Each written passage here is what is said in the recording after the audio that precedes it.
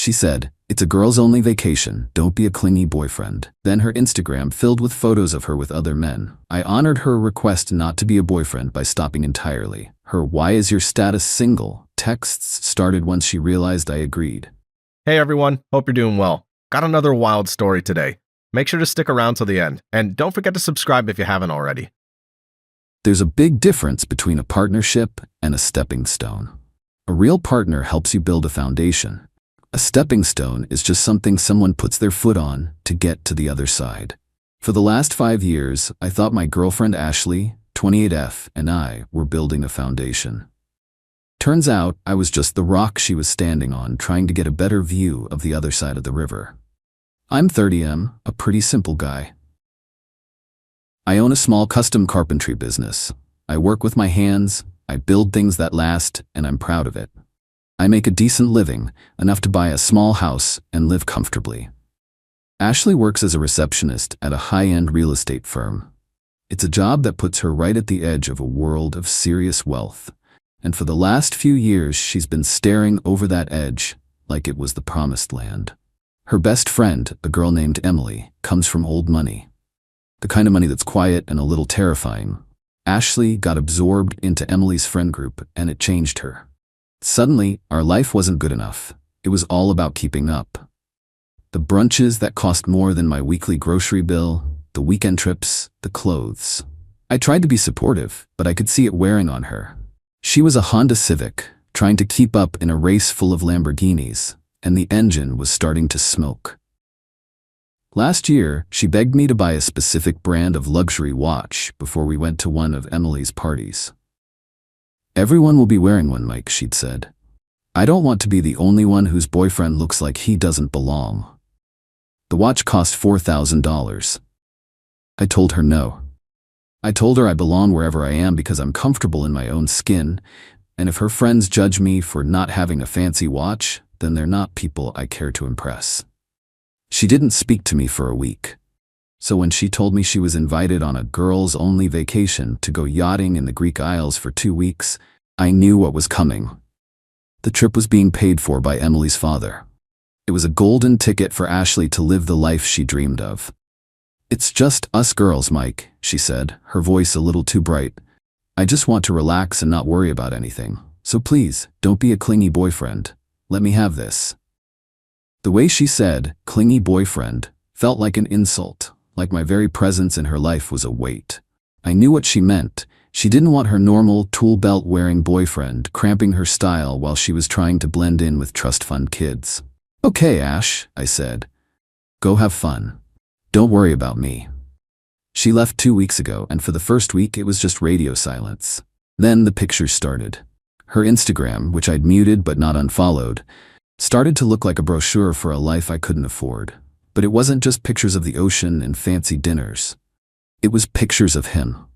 A guy named Hunter. He had that easy, arrogant smile of someone who's never had to work a day in his life. The pictures were smart. They were subtle. It wasn't a sloppy nightclub kiss.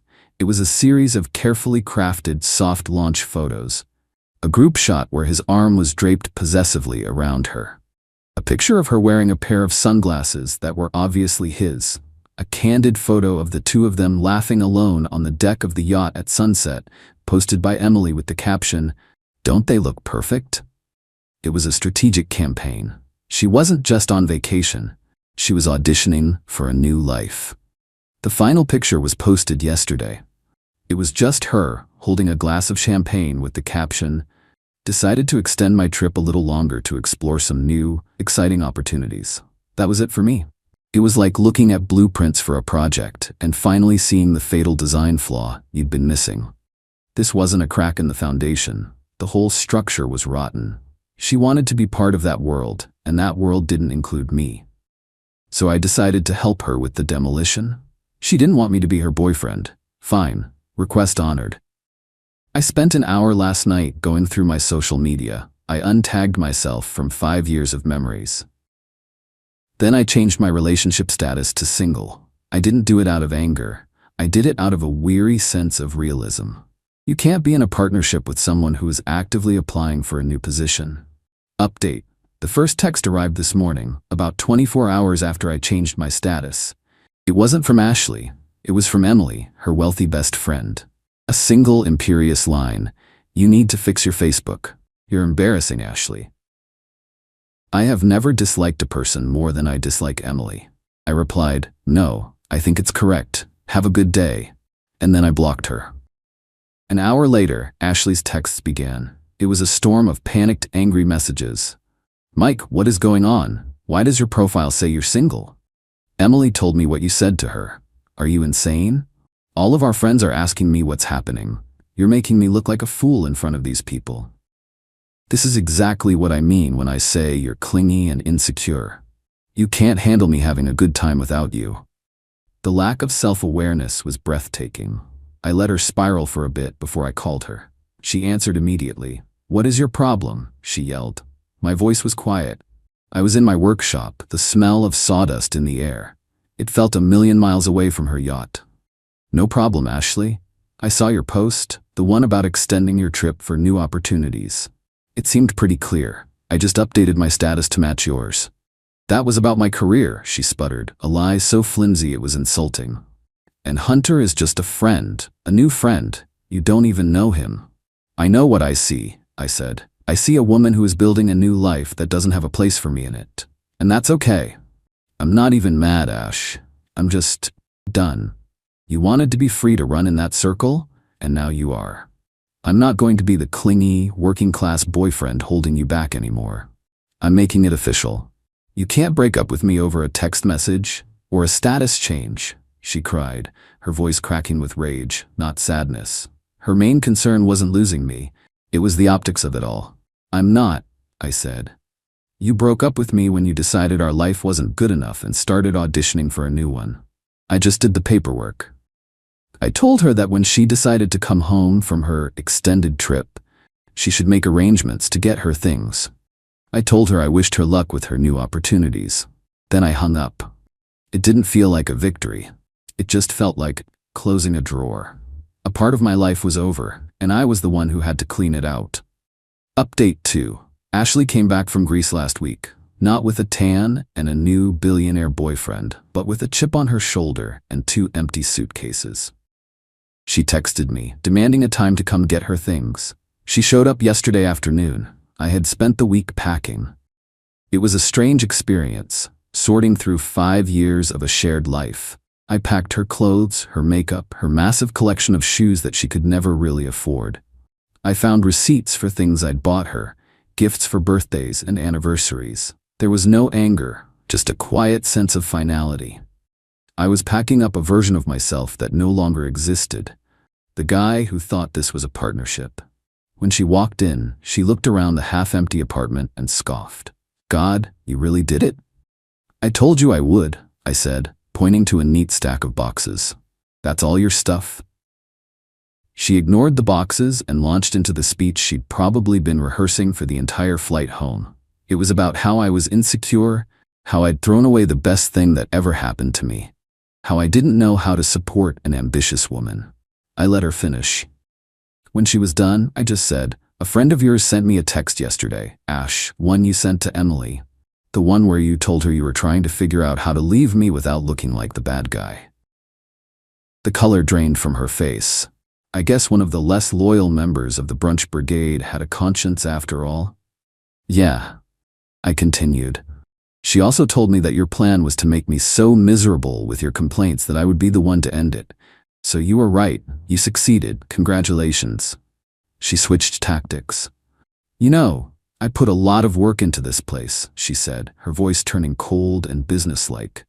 "My design sense made this place what it is. I think I'm entitled to some compensation for that, and for my emotional labor."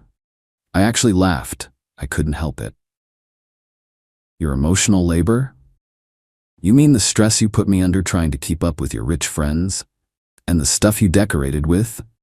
You mean the furniture you picked out online and had delivered here, which I paid for with my money from my job? No, Ashley, you are not entitled to anything." She knew she had lost. She called her dad to come help her with the boxes. While we waited, she tried one last time. "He was just a summer fling, you know," she said quietly. "Hunter. It wasn't serious." I know, I said. That's what makes it even sadder. You threw us away for something that wasn't even real. You traded a solid foundation for a fantasy. Her dad arrived. He wouldn't look at me. They loaded her boxes into his car in silence. And then she was gone. Final update. It's been about 4 months. Life is quiet now, but it's a good quiet. My workshop is busy. I've taken on some new challenging projects that I'm really proud of. I got a call about a month ago from one of Ashley's old friends. Not one of the rich ones, but a girl who had been pushed out of the group for not being able to keep up. She apologized for not speaking up sooner, and then, out of a sense of solidarity, she told me what had happened. Ashley's grand plan had backfired in the most spectacular way. The rich guy, Hunter, had zero interest in a serious relationship with the receptionist his friend's dad had brought along. He was a serial dater of heiresses. The extended trip Ashley had announced was a fantasy. Hunter had left for another country the day after the yacht docked, and he never called her again. She tried to cling to Emily's group, but her position had always been conditional on her having a stable, presentable life. A single girl, suddenly broke and couch surfing while complaining about her blue-collar ex, was not part of their brand aesthetic. They slowly and politely froze her out. According to this friend, Ashley is now living in a tiny studio apartment she can barely afford, working at a different company in a similar role, and is apparently miserable. She got exactly what she wanted.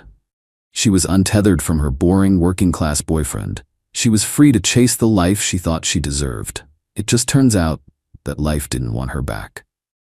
As for me, I'm good. Really good. I'm actually seeing someone new. Her name is Clara. She's a veterinarian, and last weekend she came over and helped me install a new set of cabinets in my kitchen. She said she loved the smell of sawdust. She thinks what I do with my hands is amazing. Ashley saw me as a stepping stone. Clara sees me as a partner. It's funny how that works. Ashley wanted to be on a yacht in the Mediterranean, surrounded by people who saw her as disposable.